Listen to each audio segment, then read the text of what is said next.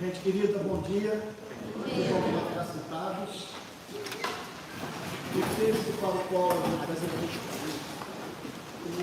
a escola dominical tá, as crianças que estão aqui presentes, tá bom?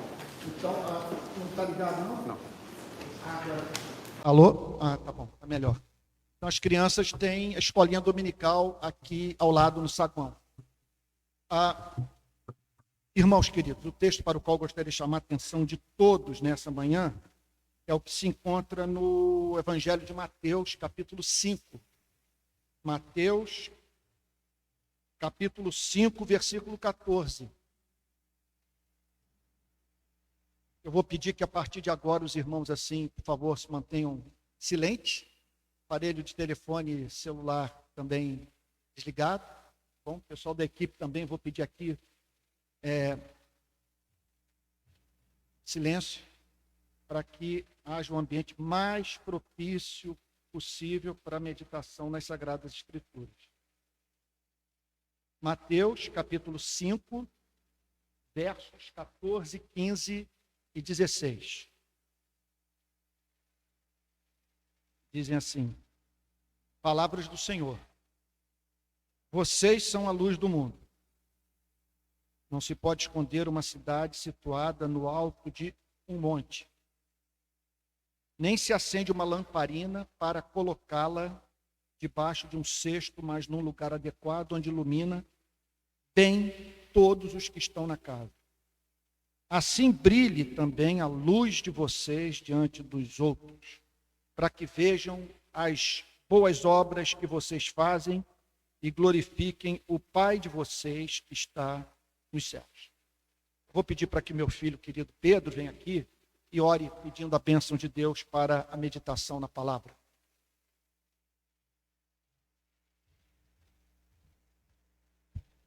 Senhor amado, nós louvamos o Teu nome nesta manhã de domingo, Senhor. Nós louvamos o Teu nome porque Tu és bom, Tu és soberano, Tu és misericordioso, Tu és justo.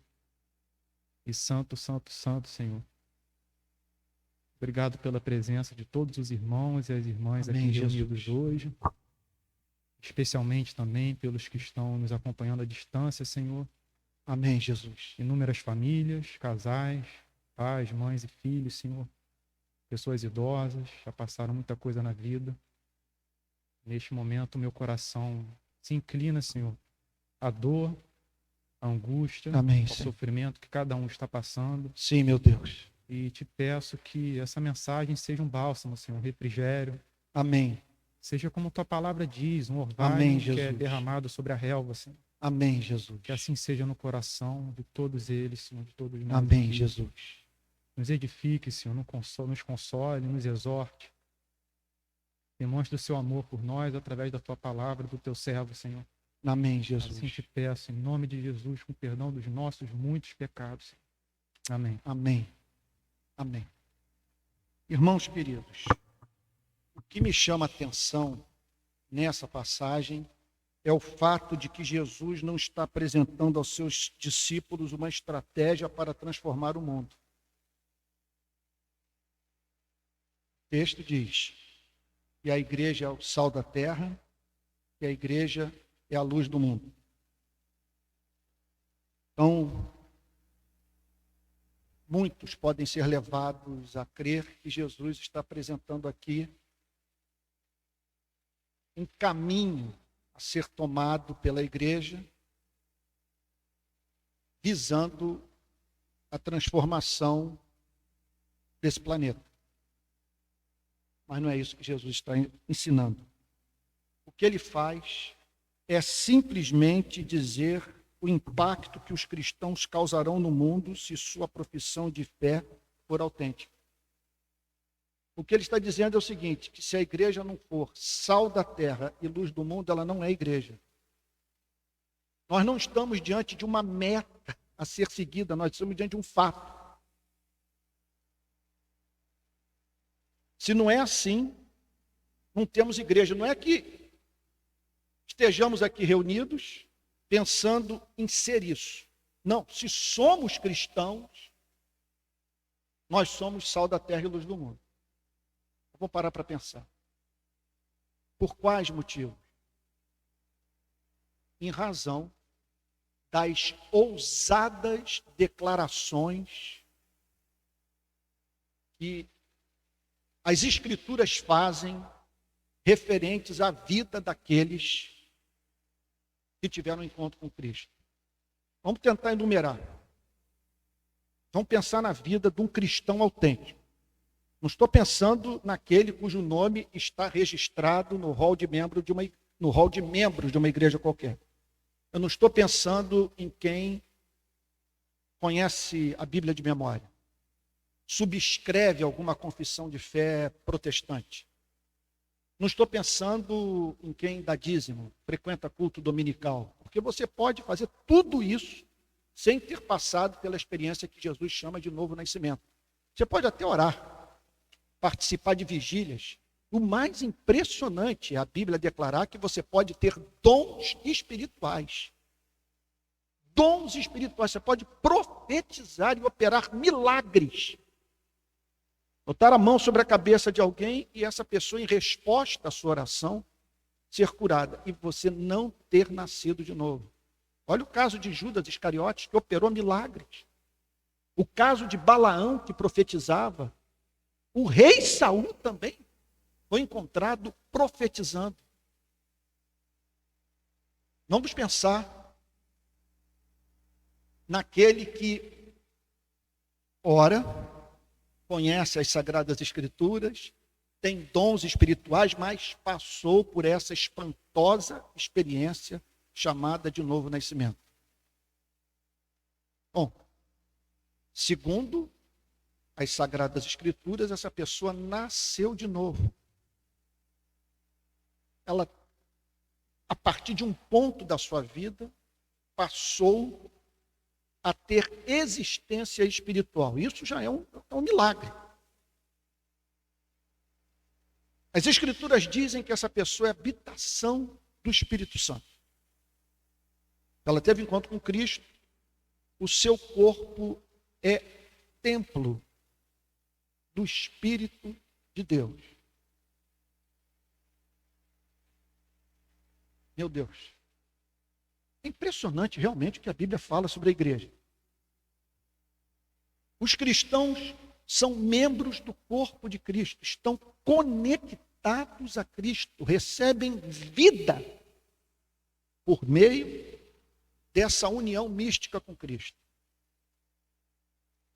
Eles também são objeto das mais diferentes operações do Espírito Santo, entre as quais a iluminação espiritual, que permite com que aquele que teve um encontro com Cristo, ao ler as Sagradas Escrituras, não apenas entenda o seu significado, mas sinta a doçura do mel, tenha prazer no que compreendeu. Irmãos, nós não estamos diante de um anjo, nós não estamos diante de uma pessoa que alcançou a glória, que não enfrenta mais tentações na vida, que não tem problemas com seu temperamento. Não estamos falando sobre isso, mas nós estamos certamente falando sobre alguém que passou por uma radical transformação. E se essa pessoa vivenciou essa experiência espiritual, não há como não ser sal da terra e luz do mundo. Se não é sal da terra e luz do mundo, é membro de igreja, mas não teve um encontro com Cristo. Então, estamos, portanto, diante de uma declaração espantosa e que nos enche de ânimo para investirmos o tempo que nos resta de vida na igreja. Por que eu digo isso? Porque o que o Senhor Jesus tem a dizer nessa passagem sobre a igreja é por demais extraordinário. Uma vez que o Senhor Jesus declara que, mediante a ação da igreja, mudanças profundas podem ocorrer nesse planeta. O que ocorre, portanto, é essa pergunta que Cristo se propõe a responder nessas metáforas do sal e da luz. O que ocorre com o mundo quando pessoas se convertem e, a partir da sua conversão, nasce uma igreja? Vamos parar para pensar nisso. Várias pessoas passaram por uma experiência de regeneração. É da natureza dessa experiência aquele que dela foi objeto querer a companhia dos cristãos. E aí surge, em razão desse movimento espiritual instintivo, o prazer de estar na companhia dos cristãos, surge uma igreja. E o que acontece com o planeta quando cristãos se unem e passam a fazer parte de uma igreja? Em primeiro lugar, o Senhor Jesus declara nessa passagem que o mundo terá luz. Por que os cristãos são considerados por Cristo luz? Porque eles estão ligados a Cristo. Por estarem ligados a Cristo, eles compreendem certas verdades referentes à vida.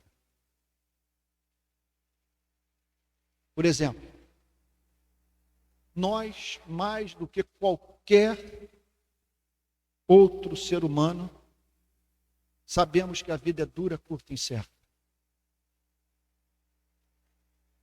Nós pegamos nesse planeta tudo de leve. Se somos cristãos, nada nos embasbaca. Estar em Paris, Nova York, Amsterdã, somos capazes de expressar o nosso culto de ações de graças pelo acesso a esses privilégios da vida. Mas nós sabemos que a nossa existência é curta, nós duramos pouco. A nossa existência é incerta. E somos confrontados com o fato que fomos designados como ovelhas para o matadouro. Fomos convocados para reproduzir a vida de Cristo. Além dos sofrimentos inerentes a essa presente vida, há aqueles que são somados a esses pela própria experiência com Cristo. Bom, e é claro que se você crê nessas grandes verdades, tão ignoradas pela nossa espécie, você é luz. Porque você está funcionando de uma tal maneira na sociedade que quem tem contato com você é aproximado do mundo real. O contato com você faz com que essa pessoa passe a não ignorar algumas das principais verdades referentes à condição humana.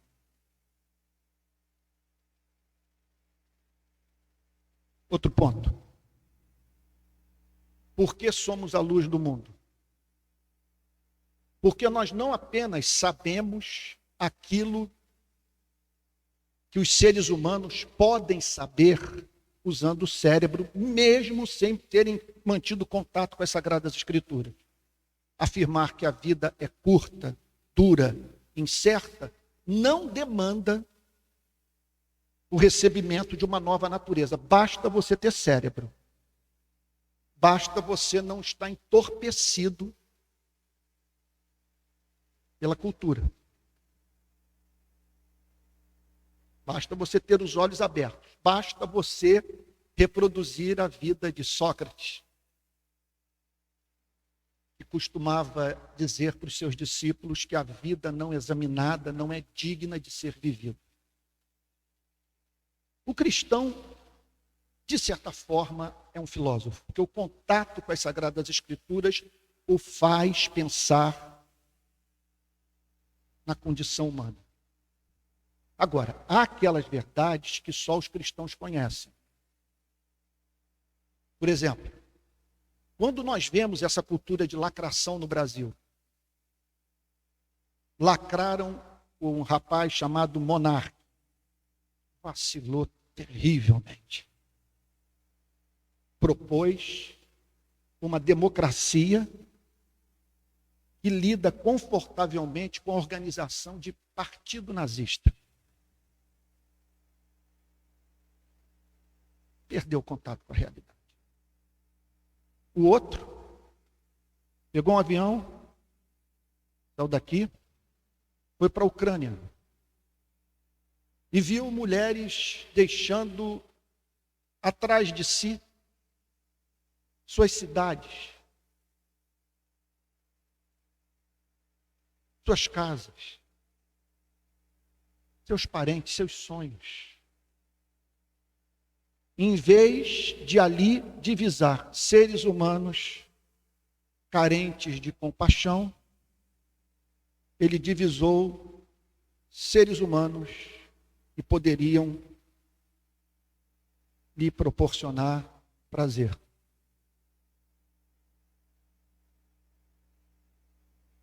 Foi horrível o que ele fez. Mas aí o cristianismo tem uma informação para passar para todos nós pavorosa. O cristianismo diz: um juízo com que vocês julgam ao próximo, vocês serão julgados por Deus. É óbvio que com isso o cristianismo não está pedindo para que suspendamos as avaliações morais que nós fazemos. Não tem como olhar para um Adolf Hitler e não o chamar de facínora. Nisso consiste a grandeza humana e a miséria humana. Porque por termos sido criados à imagem e semelhança de Deus, nós temos a noção de certo e de errado. Nós somos forçados a fazer avaliações morais. E hoje, nas redes sociais, o que se observa é que esquerda e direita estão a uma só voz dizendo que a Bíblia declara a verdade quando ela insiste na existência de valores morais absolutos. Pergunta para alguém de esquerda ou alguém mais conservador e que, contudo, mantém uma relação crítica com esse governo, o que acha do presidente Bolsonaro? Você verá um discurso que denuncia um pressuposto intelectual. Eu conheço uma referência moral absoluta a partir da qual eu me encontro em condição de julgar o discurso e o desempenho do presidente da República. Aí você chega para um conservador de direita, pergunta a ele o que ele tem a dizer sobre o presidente Lula. E ele vai dizer que se encontra em condição, por ter acesso a essa referência moral pressuposta, de dizer que ele não é digno de ocupar novamente o cargo de presidente da República. O cristianismo diz para a direita e para a esquerda: vocês não conseguem agir de uma outra maneira. Porque antes de vocês serem de esquerda e de direita, vocês são seres humanos. E por terem sido criados à imagem e semelhança do seu Criador, vocês são forçados a fazer avaliações morais. O que a Bíblia proíbe não é avaliação moral. Não é você chamar o feio de feio, o injusto de injusto, o cruel de cruel. O que a Bíblia condena é julgamento intuitivo dos seres humanos. Você se dizer em condição de separar o joio do trigo. Dizer quem é quem na igreja. A Bíblia condena também você julgar uma pessoa pelo seu pior momento. Fazer uma avaliação completa da vida de um ser humano em razão de um momento infeliz da sua vida. Isso é crueldade. Mas nós somos forçados a fazer avaliações morais. Não temos como evitar isso. De modo que inexiste aquele tipo de ser humano que poderíamos chamar de amoral. Que lida a partir de um pressuposto relativista, consistentemente com tudo que acontece na vida. Mas com a informação que a Bíblia tem a dizer. E realmente, a declaração que a Bíblia tem a apresentar. Que realmente você e eu somos Moisésinhos, todos os dias descendo do Monte Sinai com as tábuas da lei nas mãos. Você é assim. Eu sou assim. As redes sociais demonstram que nós somos seres morais. E não apenas isso. Vivemos a fazer julgamentos. E mais do que fazer avaliações, nós somos capazes de arruinar com o nome de uma pessoa. De simplesmente impedi-la de exercer sua profissão novamente. O cristianismo diz: contudo, lembre-se que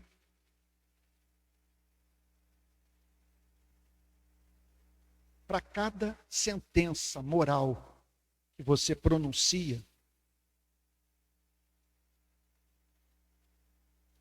há uma ação de Deus que poderia ser comparada metaforicamente ao ato de se apertar o botão de gravação de um desses dispositivos aí qualquer. Então você emite aquela declaração e a sua frase é gravada. Poderíamos usar uma outra metáfora. Você tem passado a vida escrevendo um livro com as sentenças morais que emite a todo instante, a todo momento. O que o cristianismo tem a dizer? Um dia, você vai se ouvir. O Criador vai apertar a tecla play e vai fazer com que você ouça a si mesmo. Ou você leia o livro que você escreveu. E uma pergunta será feita. O que você tem a dizer sobre a forma como viveu, à luz do que passou a vida inteira cobrando dos seres humanos? A nossa condição é trágica, porque nós não praticamos o que prescrevemos para o próximo. Quando dizemos isso para a sociedade, isso é princípio basilar da verdade de Cristo, chamada Evangelho. O Evangelho, que é boa nova, pressupõe uma má nova. A boa nova pressupõe um conjunto de informações desesperadoras sobre a nossa vida. E o Evangelho é boa nova porque ele traz resposta para esse dilema moral enfrentado por todos nós. Não conseguimos agir de modo diferente. Vivemos a julgar e condenar pessoas. Contudo, nossa vida não é que a nossa vida não seja consistente com a Bíblia. ela não é consistente com o que nós mesmos cobramos das pessoas, o que levou o apóstolo Paulo a dizer: o bem que eu quero fazer eu não faço, e o mal que eu odeio, esse justamente eu pratico, desventurado homem que sou. Então, respondendo essa pergunta, por que quando nasce uma igreja, luz é projetada sobre o mundo? Porque os cristãos estão ligados a Cristo. E por estarem ligados a Cristo, conhecem a verdade de Cristo. E qual é a verdade de Cristo? Somos seres morais, prescrevemos para o próximo aquilo que nós não praticamos, e vai chegar um dia que ouviremos a nós mesmos. E uma pergunta nos será feita: como você viveu? Então, a igreja é a luz do mundo, porque a igreja declara que Jesus veio a esse planeta para resolver esse problema. Ele veio para oferecer perdão para os que vivem essa terrível contradição. Ele nos chama para nós nos reconciliarmos com Ele hoje, a fim de que naquele dia, ao ouvirmos a nossa própria voz, nós não sejamos forçados a dizer que Deus é verdadeiro no seu julgamento, na decisão soberana de se recusar a ter comunhão conosco, porque nós fizemos muita gente sofrer por conta dos juízos morais que emitimos, contudo, ética que não praticamos. É claro que quando as escrituras dizem que o mundo, que a igreja é luz do mundo, as escrituras estão partindo da pressuposição que o mundo se encontra em trevas. Eu chegaria ao ponto de dizer que um cristão que declara que as coisas estão indo bem com esse planeta, e se recusa a acreditar que o mundo está em trevas, que afirma que o homem é naturalmente bom, provavelmente essa pessoa teve encontro com a igreja, mas não teve encontro com Cristo. Conheceu o Cristo domesticado pela religião, não o Cristo revelado pelas escrituras, em especial do Novo Evangelho, do Novo Testamento, do Evangelho.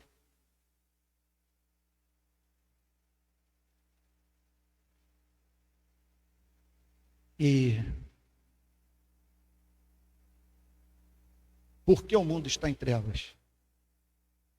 Não sabemos quem somos, de onde viemos e para onde vamos.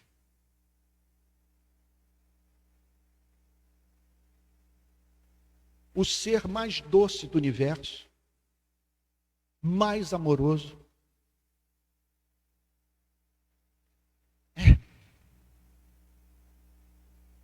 tão cheio de amor, enviou seu filho para morrer por nós. Esse ser é sistematicamente ignorado pela espécie humana.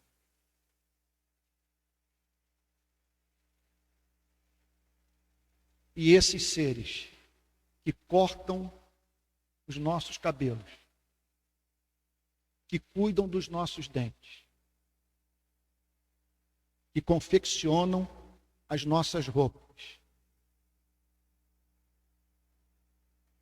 sem os quais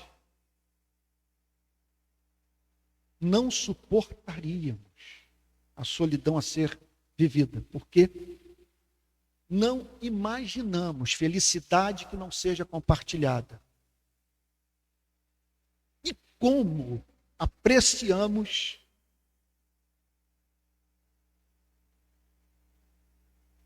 os elogios que recebemos dos membros da nossa espécie.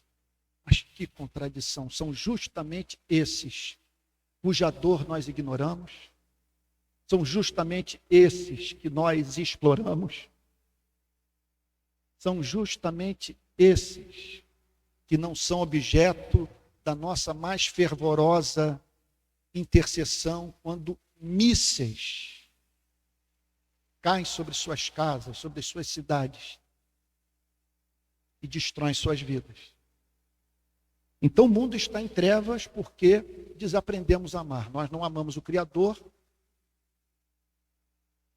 Repito, o ser mais doce do universo, e não amamos o que ele mais ama nesse planeta, que são os seres humanos. Então, por isso que a igreja é chamada de luz do mundo, porque ela está atenta para esses fatos. E o papel que tem a desempenhar na sociedade é de valor incalculável. Por isso, que nós temos que fugir de toda a tentação de transformar a igreja em ONG. E da igreja se dedicar exclusivamente ao precioso tema da justiça social. Se fizermos essa opção, inevitavelmente ocorrerá de nós nos tornarmos uma instituição como tantas outras que existem e deixando de cumprir a nossa finalidade precípua, que é de ajudar os seres humanos a entenderem a natureza dos seus conflitos, o porquê do seu desassossego de alma. Esses dias eu disse numa entrevista, o entrevistador me perguntou se eu estava realmente largando o púlpito, largando a pregação para me dedicar ao ativismo. O que eu disse para ele: impensável. O ativismo social é corolário da compreensão do Evangelho.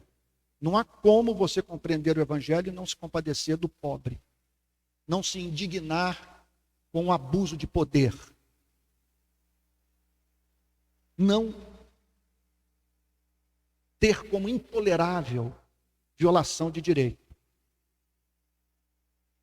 Contudo, nós cristãos fomos, mediante o contato com Cristo, fomos movidos a desenvolver uma visão de mundo que é peculiar, que é inerente ao cristianismo. E aquilo que nós conhecemos mediante o contato com Cristo tem que ser proclamado ao mundo. Caso contrário, nós estaremos prestando um imenso desserviço. E aí eu disse para esse entrevista, para esse jornalista: amigo, imaginemos que consigamos alcançar todas as nossas metas sociais e passemos a viver numa sociedade justa, fraterna e igualitária. Pleno emprego. Vamos mais longe ainda, não há desigualdade de condição de vida. Não apenas resolvemos o problema da desigualdade de oportunidade de vida, mas desigualdade de condição de vida. Quer dizer, uma sociedade na qual as pessoas estejam desfrutando do mesmo padrão de vida, todos com acesso à saúde pública decente, e educação, e segurança pública, e por aí vai. O que aconteceria com esse mundo? Nós teríamos mais tempo para pensar. Estaríamos, portanto, ao sermos preservados da guerra de todos contra todos, e não mais diante da necessidade de lutarmos pela aquisição do pão, nós teríamos tempo para pensar. E pensar sem Cristo é um horror. Eu hoje, com a cabeça que tenho, não daria conta de 5 minutos de reflexão sem a esperança do Evangelho. 5 minutos de pensamento. você pensar que cedo ou tarde você vai ter que se separar eternamente de tudo e de todos que você ama. Eu tenho para mim que as pessoas só não desmontam diante de um fato como esse porque carregam, ainda que inconscientemente, alguma esperança. Porque você chegar à conclusão que vai ter que separar de filho, de cônjuge, de pai, de mãe, para sempre. Que o veredito lá do filme Blade Runner é o verdadeiro, é a resposta final. Está o androide morrendo. E a declarar: todos estes momentos ficarão perdidos no tempo como lágrimas na chuva. Pense nisso. Todos estes momentos ficarão perdidos no tempo como lágrimas na chuva. Toda a nossa luta, toda a nossa saga, todo o nosso desejo de viver num mundo mais justo, tudo isso carente de propósito, de significado. E se um asteroide se chocar contra esse planeta e dizimar a espécie humana, não haverá ninguém do lado de fora para lamentar. Apenas aquilo que, se não me falha a memória, Jean-Paul Sartre chamou de desatenta frieza surda do cosmos. Por isso que os cristãos são a luz do mundo. Porque é impossível você ser cristão e não crer na existência objetiva de um ser infinito pessoal, no amor redentor de Deus que está em Cristo, nessa contradição que é fruto da nossa condição de seres morais. E nesse sentido, vale fazer uma pergunta: o que diferencia a igreja do mundo? Ela encontrou a Cristo, ouviu sua mensagem, creu na sua pregação e se submeteu de coração e mente ao Evangelho. E, em suma, ela aprendeu a amar. Esse é o grande diferencial. Que, em razão do contato com essas verdades que foram socadas para dentro do nosso coração pelo Espírito Santo, nós somos vistos nesse mundo praticando as obras do amor. Nós amamos a Deus porque, em razão do contato com o Evangelho, nos tornamos fascinados com a sua beleza, porque nós cristãos não nos relacionamos com Deus, nós nos relacionamos com o Pai. Então Jesus não fala apenas em termos de um ser soberano, todo-poderoso, onipotente, onisciente, onipotente, onipresente, único, imutável, eterno, independente. Ele acrescenta a todos esses atributos o elemento de doçura,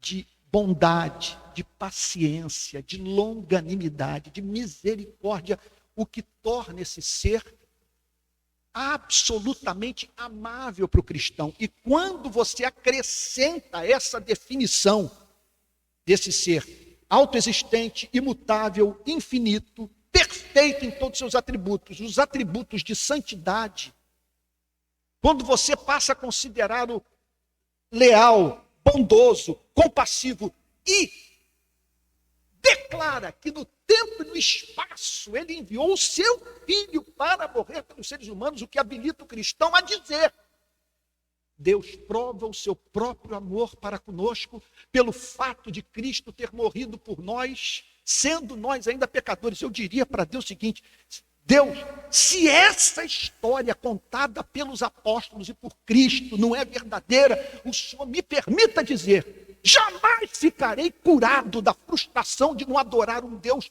tão maravilhoso assim, melhor do que o Deus real. Aí eu me lembro daquela missionária baiana que eu conheci no Nordeste. Ela disse o seguinte: Deus é tão bom, tão bom, tão bom, que se houvesse algum melhor do que ele mesmo mostraria. Então, é por isso que ele faz tudo para a glória do seu nome. O que em nossa vida é vaidade, nele não é. Porque não faz sentido eu chamar a atenção de vocês para mim. Porque eu não sou a referência nesse universo, nesse planeta, do que é santo, do que é justo, do que é belo. Ele é. É justo que ele peça que tudo funcione para a glória do seu nome. Como diz Jonathan Edwards, se não me falha a memória, ele é tudo o que gostaria de ser e faz tudo aquilo que ele quer fazer. E por isso os cristãos são encontrados amando esse Deus. E porque amam esse Deus, eles amam o que Deus ama. Eles amam os seres humanos. Como diz Calvino, se você quer conhecer a Deus, conheça o ser humano. Não vai tentar encontrar no bem-te-vi, sei lá, na natureza, na criação, nos mares, nos rios, nas florestas, algo que revele mais do ser e dos atributos de Deus do que os seres humanos. É onde há mais quantidade nesse planeta de informação sobre Deus, é o homem e a mulher. Olha esse ser, por exemplo, voltando para casa e abraçando o filho que se lança nos seus braços e tomado de emoção. O que o cristianismo diz? Ali você está vendo algo do ser de Deus. O nada e o acaso não explicam essa lágrima. Olha esse homem, essa mulher escrevendo um poema para o objeto do seu amor. O cristianismo vai dizer: isso é devido ao fato desse poeta, dessa poetisa ter sido criado à imagem e semelhança do seu Criador. Então os cristãos são encontrados, em razão dessas informações todas que foram lançadas para dentro do seu coração pelo Espírito Santo, ele é encontrado amando a Deus e o próximo. E aí, portanto, de posse da verdade e encarnando a verdade em amor, a igreja se torna inevitavelmente a luz do mundo. Segunda afirmação, respondendo essa pergunta,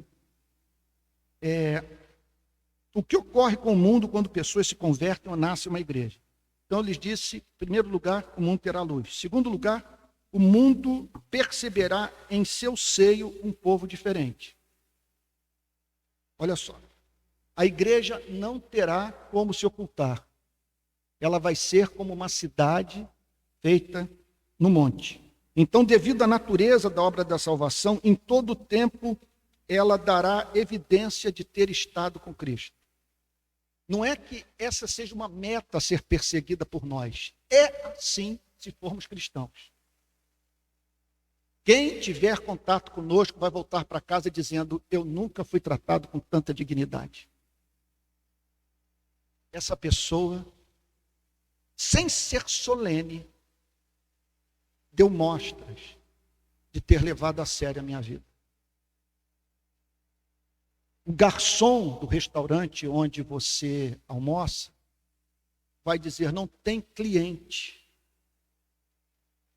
mais amável do que esse cristão. Ninguém me trata com mais respeito.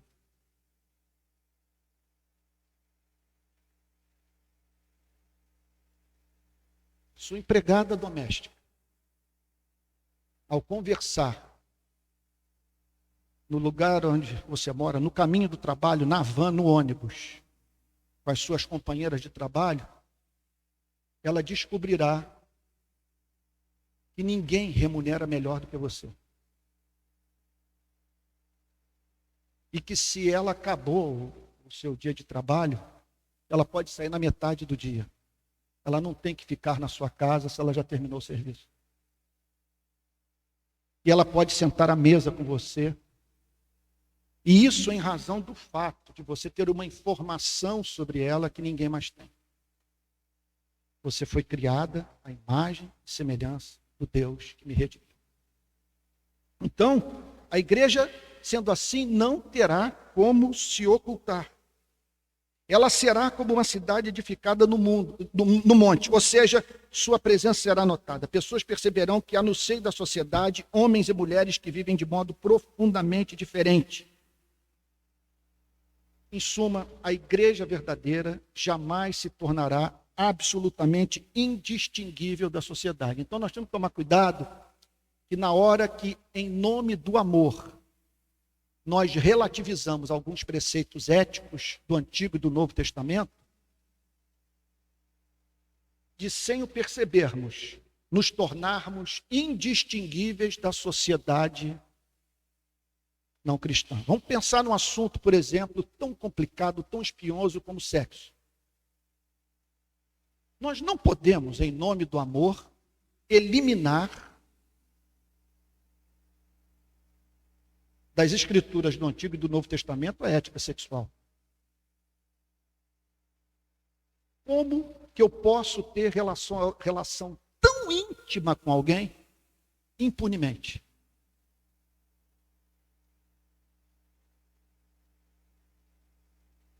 Como disse C.S. Lewis, você nunca se deparou com um ser humano comum.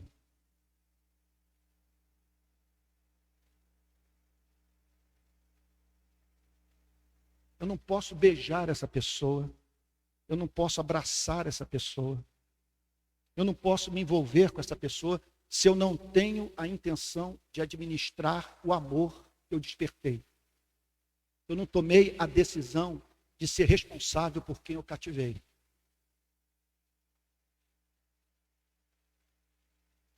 E nesse sentido, nós nos tornamos o sal da terra e a luz do mundo. Quando pessoas vêm nas mais diferentes áreas da nossa vida, os resultados práticos desse encontro com Cristo. Porque tivemos um encontro com Cristo, nós não toleramos bala perdida ou bala achada em favela. Porque nós tivemos um encontro com Cristo,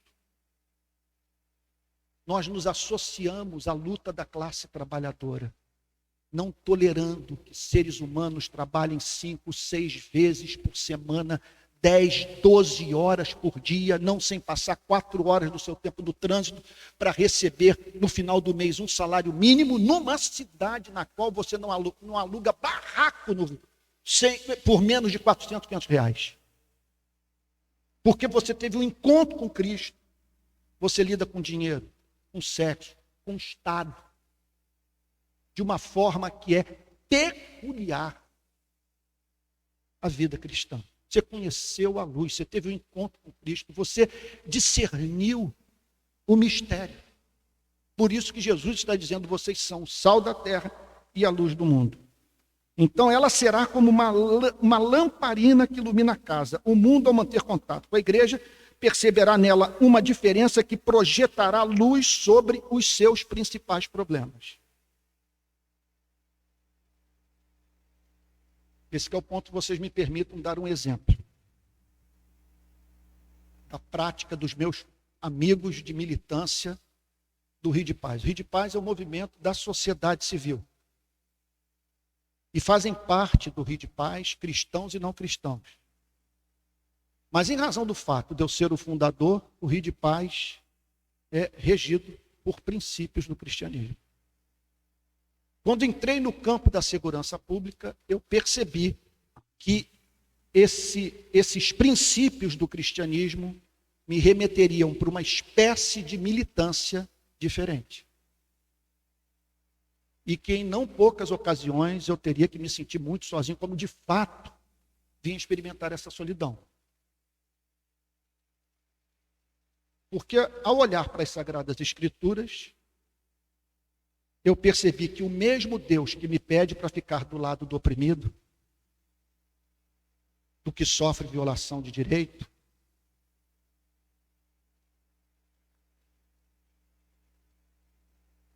do que é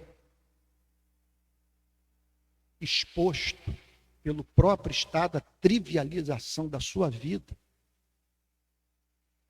eu percebi que não havia como perder de vista o fato de que os seres humanos responsáveis pela segurança pública do Rio de Janeiro também são portadores de direito e que pelos seus direitos eu deveria lutar.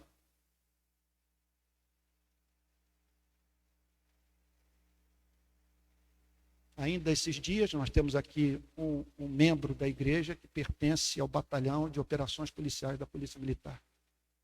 Ele disse para mim essa semana: Antônio, eu entrei no seu Facebook e li os comentários referentes ao post do dia que você aceitou o convite para pregar no batalhão. Os comentários foram do tipo: você está beijando o chão do inferno. Coisas assim, do tipo: você está tendo contato com os algozes da sociedade, os inimigos do povo, com a instituição de matadores.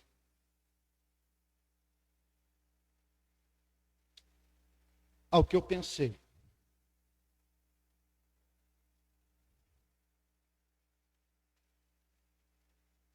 entre esses policiais, não poucos que exercem sua profissão com integridade, que trabalham sob condições subhumanas, enviados para cumprimento de missões que expõem desnecessariamente as suas vidas, que são estimulados pela sociedade a apertar o gatilho, mas quando são presos ninguém vai visitá-los, e quando morrem a família é ignorada pela sociedade, por políticos profissionais que aplaudem o discurso do bandido bom e bandido morto. E aí, como consequência disso, nós fomos encontrados na praia de Copacabana perguntando onde está Amarildo. Fomos os primeiros. No dia seguinte, o PP, que naquele período era da Rocinha, se lembra como nós subimos, fomos na casa do Amarildo, e eu saí do morro no primeiro dia, até com a Adriane, final de semana desses românticos, estávamos na serra, aí acabaram com todo o nosso romantismo, que tivemos que descer, que a família ligou para mim pedindo ajuda. Olha, desapareceu aqui um membro da nossa família, e quem praticou o ato foi a polícia militar. Aí fui para a comunidade, uma irmã de uma igreja pentecostal, descendo do morro, viu o Amarildo nas mãos da polícia militar. Saí do morro completamente convencido do fato que a polícia havia cometido um crime e botamos lá, onde está Amarildo. E lançamos a campanha, que foi de grande valor para que aquele crime fosse elucidado. E, é claro, uma instituição tão importante para o funcionamento da nossa democracia fosse aperfeiçoada. Agora, chegou o dia que uma policial ligou para a gente e disse: nós estamos morrendo. E vemos a eficácia das suas manifestações e como que vocês conseguem botar nas primeiras páginas dos jornais as causas que abraçam. Nós gostaríamos de saber se vocês estão dispostos a defender a nossa causa. Nós estamos morrendo. Cheguei para os voluntários e disse o seguinte: olha, nossa sede é no Jacarezinho. Se fizermos essa manifestação, vocês têm consciência, nas nossas andanças pelas comunidades do Rio de Janeiro, andamos em todas, o que pode acontecer conosco? Um dos momentos mais bonitos da nossa história, quando todos disseram: se tivermos que pagar um preço, vamos pagar esse preço. Mas nós somos cristãos. E precisamos emitir essa nota para o Rio de Janeiro. Direitos humanos não tem lado. Nossa luta tem que ser simétrica. Por isso levamos as fotos dos policiais para a praia de Copacabana, mas não sem antes desenrolar essa história lá dentro. E dizer: a condição para continuarmos trabalhando aqui é que a gente possa realizar esse ato público. Ao que eu vi como resposta de alguém que viveu anos no crime, que foi responsável pelo morro onde nós desenrolamos esse diálogo, esse tema, dizer o seguinte: não, nós entendemos a posição de vocês, vocês são como a cruz vermelha. Isso mesmo, cruz vermelha, quase fiz o sinal da cruz. Falei: meu Deus, foi teu espírito que ajudou ele a entender que somos como a cruz vermelha. E pois é. Então, fizemos a manifestação. Em seguida, montamos uma instalação na Lagoa Rodrigo de Freitas, na Curva do Calombo, com os nomes dos policiais assassinados. Irmãos, esse é um mundo confuso. É um mundo de divisão, é um mundo de ódio.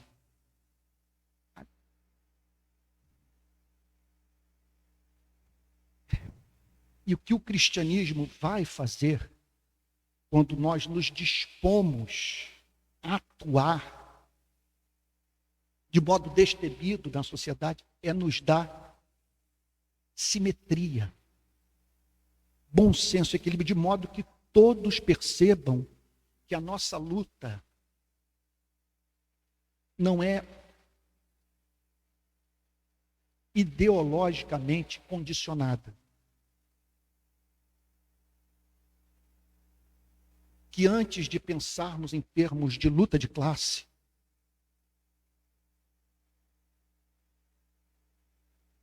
nós pensamos em termos de queda, de seres criados à imagem e semelhança de Deus, e de um amor que nos move, repito, a amar simetricamente a todos. E eu me lembro de ter dito naquela época.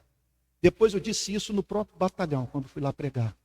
Ora, estou aqui no espírito daquele que, apesar de ter sido morto pela polícia, porque foi o pastor e a polícia que se juntaram para matar a Cristo. Contudo, ele olhou para um centurião e disse o seguinte: olha, vocês estão vendo esse comandante aqui do batalhão? Vocês ouviram o que ele acabou de me dizer?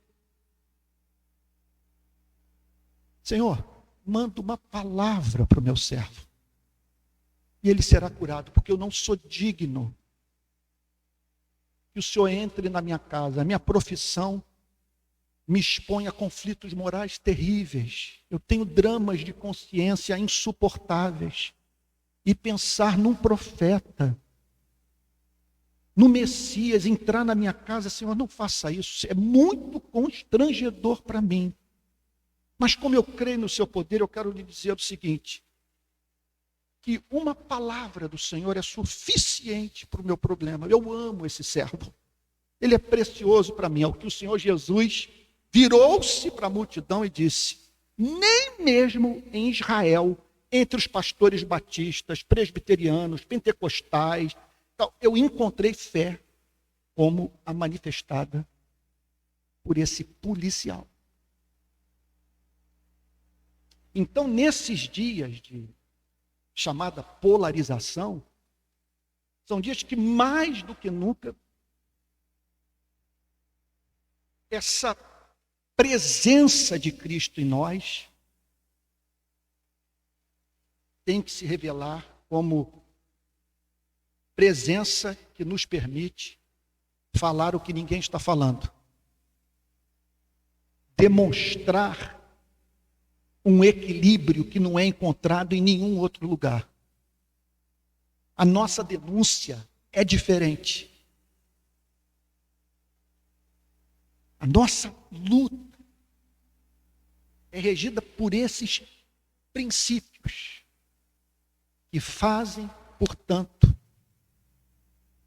que nos tornemos uma cidade edificada no monte. Tenhamos que necessariamente ser vistos. Por fim, oferecer a última resposta para essa questão. Que diferença essa igreja faz no mundo? Então eu disse o seguinte, que o que ocorre com o mundo quando uma igreja é formada? Então eu lhes disse que o mundo terá luz. Em segundo lugar, o mundo perceberá em seu seio um povo diferente. É trágico as pessoas manterem contato conosco e não perceberem o que há de singular na nossa vida. Então, muitas vezes, em nome do amor, nós nos identificamos de uma tal extensão com a cultura que perdemos as nossas características essencialmente cristãs. Mas, por fim, o mundo contemplará a beleza de Deus na vida da igreja. Para mim, isso é o mais lindo de tudo que o Senhor Jesus falou nessa passagem. Porque Jesus estimula os seus discípulos a intencionalmente serem o que são perante os homens. E Jesus está dizendo o seguinte: sejam apenas o que vocês são. Orem por isso, não fujam do mundo, ofereçam ao mundo a oportunidade de conhecer a verdade. É o que Jesus está dizendo. Agora, Jesus afirma que não há nada que mais impressionará o mundo do que cristãos praticando o cristianismo, para que vejam as vossas boas obras. Não são invenções humanas, elas são chamadas de boas porque são prescritas por Deus. Elas são chamadas de boas porque elas viabilizam a vida humana.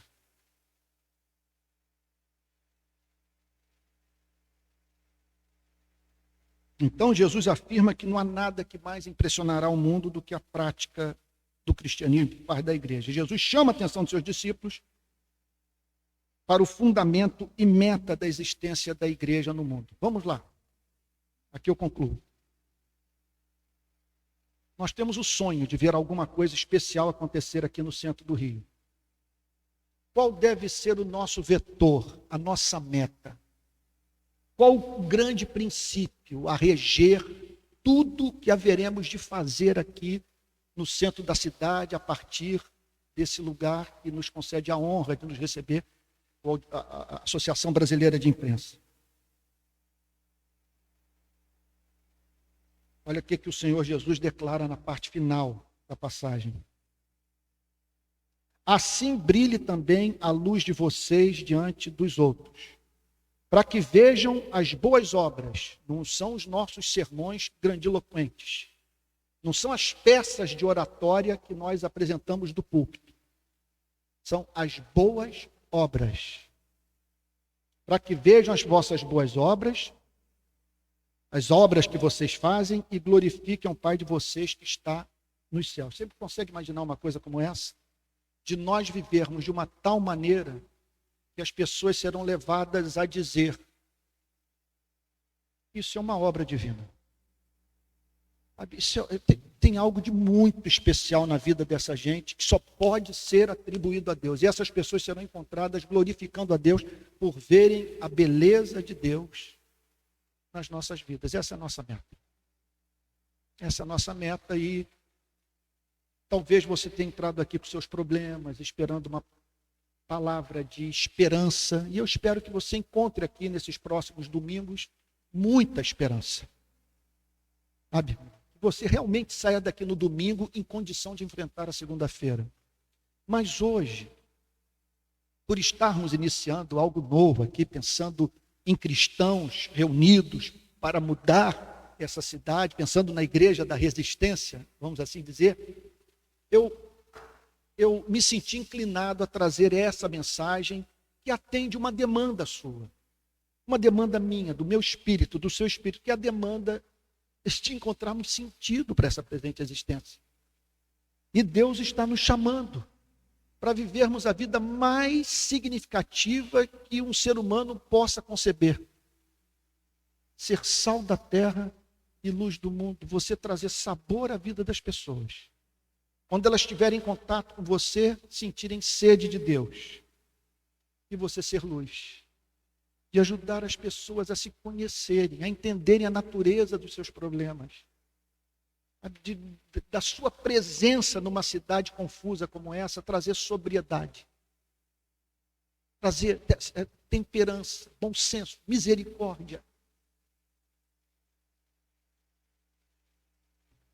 Então, ficam algumas perguntas a serem respondidas. Nós somos cristãos, nascemos de novo, tivemos um encontro com Cristo, somos diferentes naquilo que precisamos ser diferentes, naquilo que flui naturalmente do nosso encontro com Cristo. Nós estamos conscientes da nossa importância, de que há algo que nós podemos fazer e que é exclusivo da ação da igreja, que nenhuma ONG é capaz de cumprir nesse planeta.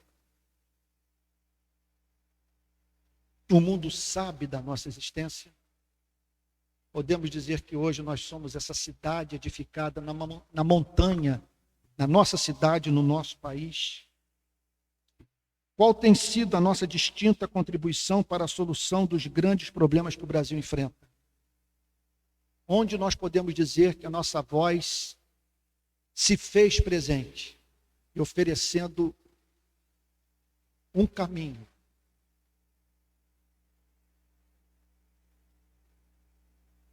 cuja beleza é evidente a todos. Vivemos a fé, conseguimos divisar a glória da nossa vocação, que é viver para fazer pessoas se encantarem pelo Criador. Verem beleza em Deus por meio da sua beleza refletida em nossas vidas. Eu quero lhes dizer, irmãos, que é fascinante ser cristão. Eu termino dizendo que é fascinante saber que é possível vivermos essa espécie de vida. É fascinante saber que, se somos o sal da terra e a luz do mundo, mudanças podem ocorrer nesse planeta. É uma passagem profundamente otimista, porque o sal salga. O sal, naquele contexto que não havia geladeira, o sal era esfregado na carne para que a carne não apodrecesse.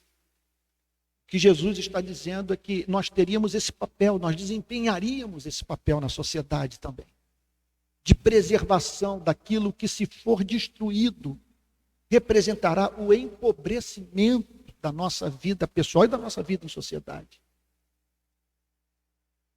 E se somos luz, isso significa que no contato conosco, pessoas vão saber quem são, de onde vieram, para onde vão, e que Deus amou o mundo de tal maneira que deu seu Filho unigênito, para que todo aquele que nele crê não pereça, mas tenha a vida eterna. Vou pedir para que o querido sargento Emerson venha aqui à frente orar por nós, por favor. Ou pode ocupar esse microfone aqui. Vamos ficar de pé e vamos ter um momento de oração?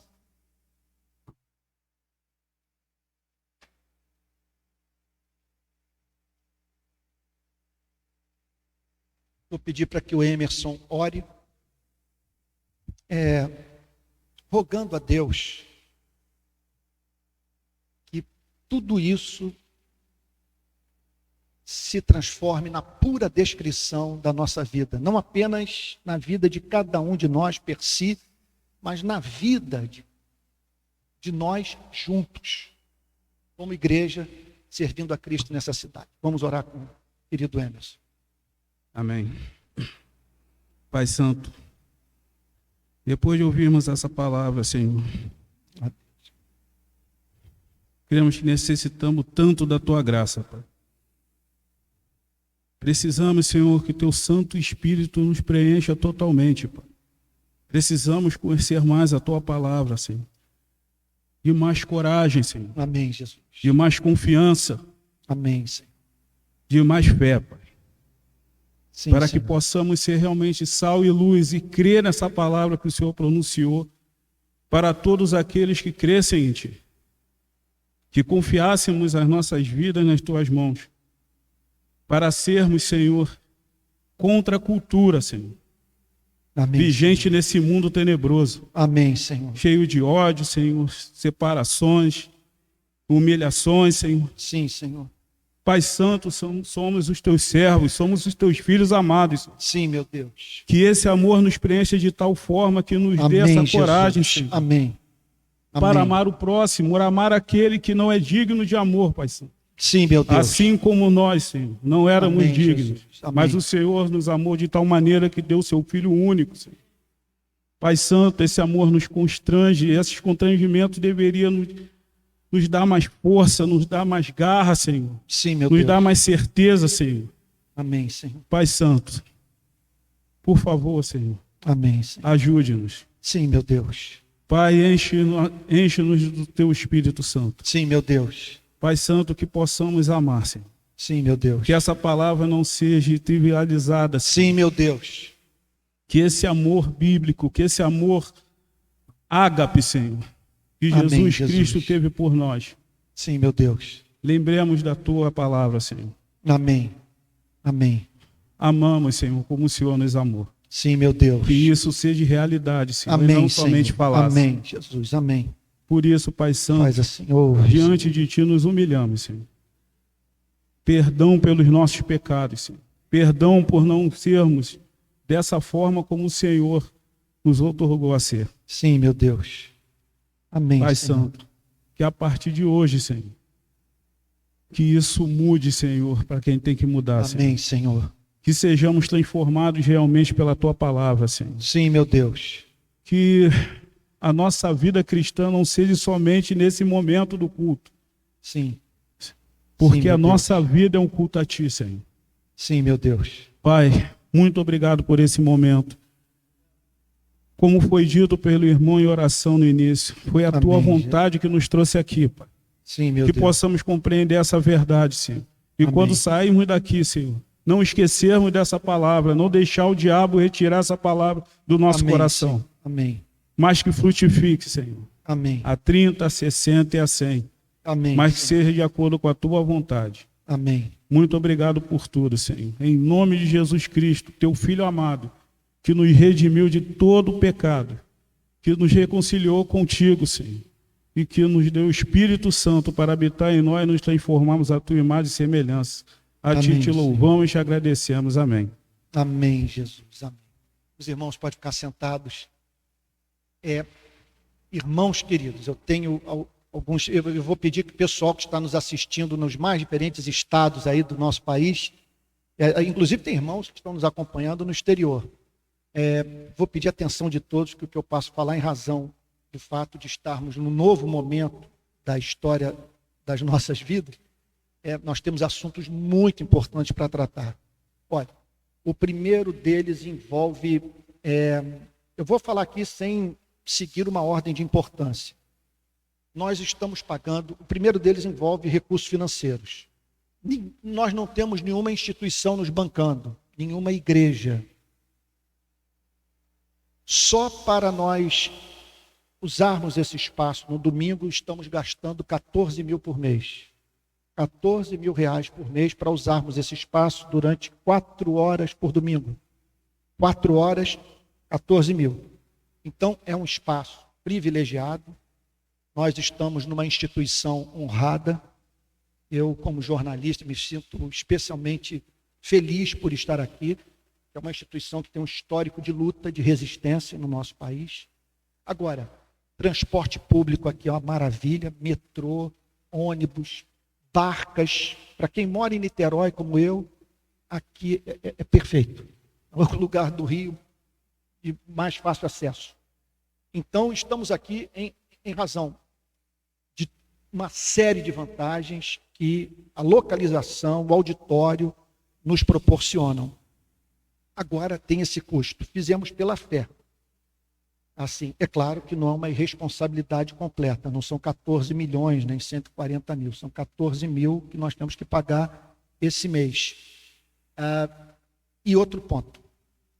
O forte, nós acreditamos, essa igreja que vai nascer aqui, pela graça de Deus, será a transmissão online dos nossos cultos. Nós devemos alcançar literalmente milhões de pessoas. Precisamos de uma transmissão de excelente nível. Não dá para ficar nos aparelhos de celular, conforme eu estou fazendo hoje. Então, nós temos um orçamento de 12 mil para termos 3 câmeras operando aqui.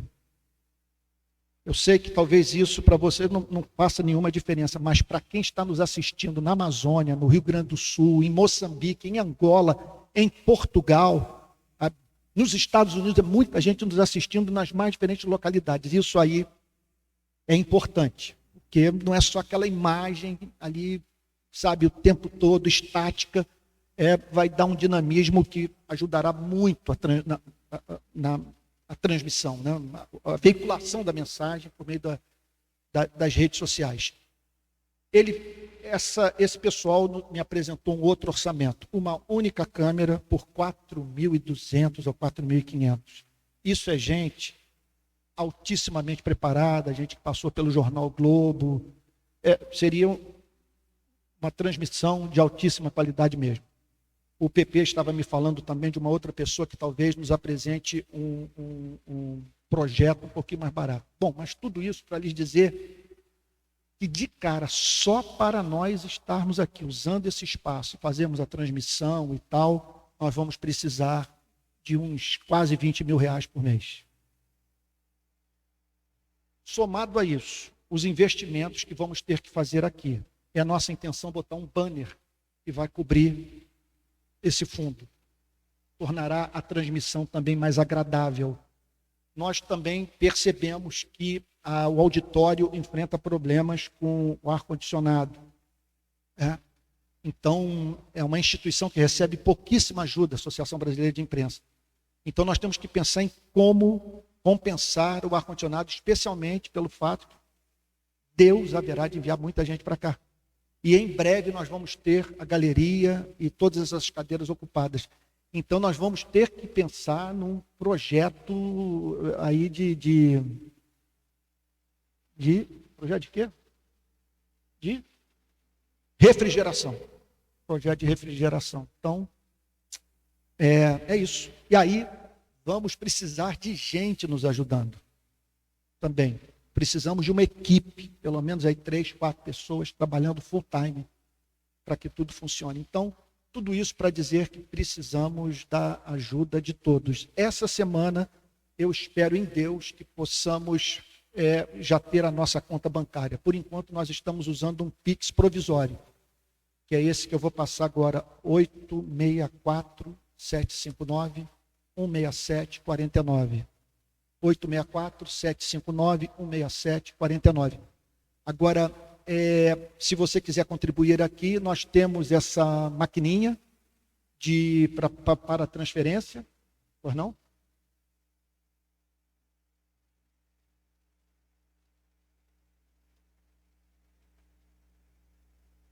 Ah, tá. Eu estou sendo informado aqui que no boletim está dizendo que o número é do telefone. Não, é número de CPF. Tá bom? Mas esse número é provisório. Nós esperamos no domingo que vem já ter o número mesmo aqui do nosso ponto de pregação. Então, você pode contribuir usando a maquininha, pode também contribuir com envelope, tá bom? Com dinheiro espécie. Então, esses recursos são da mais profunda importância para podermos dar conta de todos esses gastos. Tá certo? Se você puder contribuir, você que está aí na sua casa, tá bom? Você que está aqui conosco, tá bom? Vai ser de grande ajuda.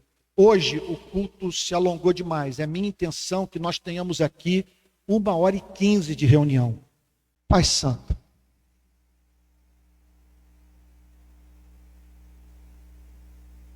nós bendizemos o teu nome, pela excelência desse chamado. Senhor, pela nota de esperança que tua palavra emitiu hoje.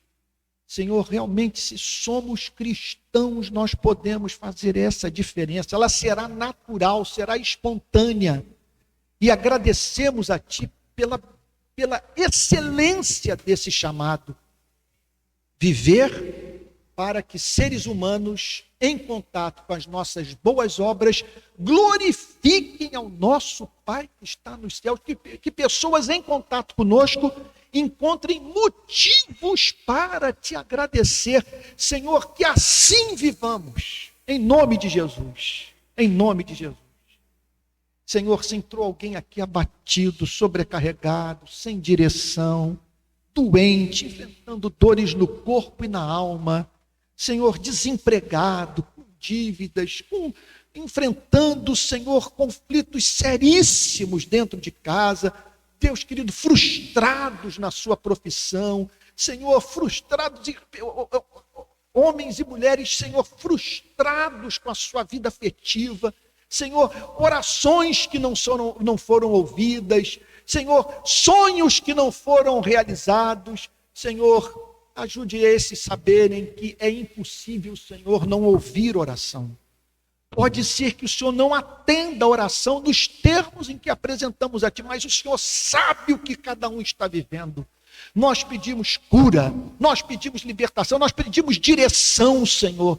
Nós rogamos a Ti que possamos deixar os nossos fardos nesse lugar e sairmos daqui, desse culto, dizendo: bondade e misericórdia certamente me seguirão todos os dias da minha vida e habitarei na casa do Senhor para todo sempre.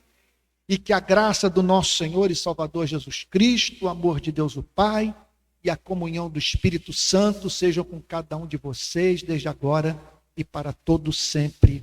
Amém. Vão com Jesus até domingo que vem, às 10 horas da manhã, aqui, nesse mesmo local. Vão com Deus. Se for possível, os irmãos se conhecerem, se cumprimentarem, dizerem quem são, de onde vieram. Bom? É isso. Que Deus os guarde.